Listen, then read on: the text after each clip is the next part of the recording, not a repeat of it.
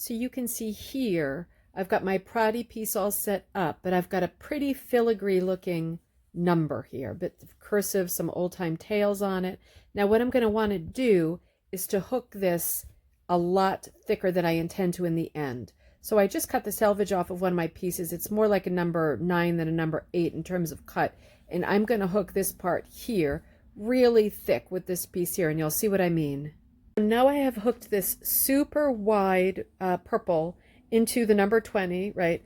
And it looks oversized. It's definitely a wider strip than the 8s I'm using on everything else.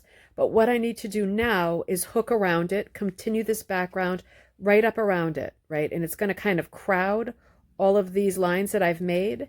And I know that it is because I'm prepping this. Once I fill this area with background, I'm prepping this to be pulled out and to be able to hook my much thinner, very filigree lines. So let's finish this thing off in a way that makes sense.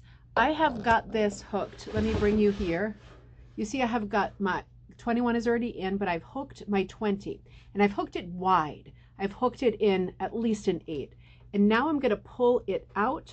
Does it matter if you pull it out the front or the back or the bottom or the top? Doesn't really matter. Doesn't matter at all. Just make sure you don't pull out everything around it like I'm about to do. There we go. So there goes the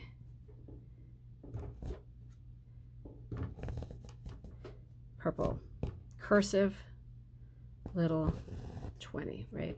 So I'm going to pull them both out the same way. I only need to do one for now. And now you can see I've got my 20 and it's ready to go. And it's going to be that much easier with this piece to start hooking. I've got 5s and 8s to do this job. So now I'm going to start hooking and finishing in, tails up of course. I'm going to start filling in the space that I just pulled out. And boy, it's hard to work upside down. The idea is there. You're going to see as I go that there's plenty of room for these loops to stand up because that placeholder is much bigger than what I'm hooking now. Let me hook a couple more loops and you will see what I mean. And again, you can use this technique for anything sort of filigree that you're doing that you're afraid is going to become compressed and therefore sort of deformed and lose the integrity of its shape, right? You can use this for all of those kinds of things.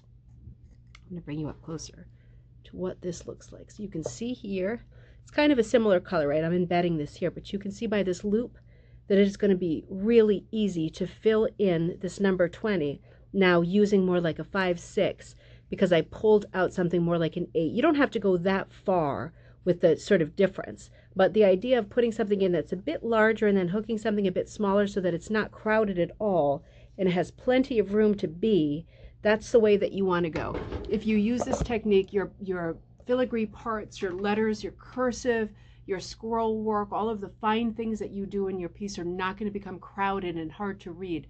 They're going to stay very, very true to what the design is. Whatever it is that you drew, commercial pattern that you're using, it's going to stay very true to that.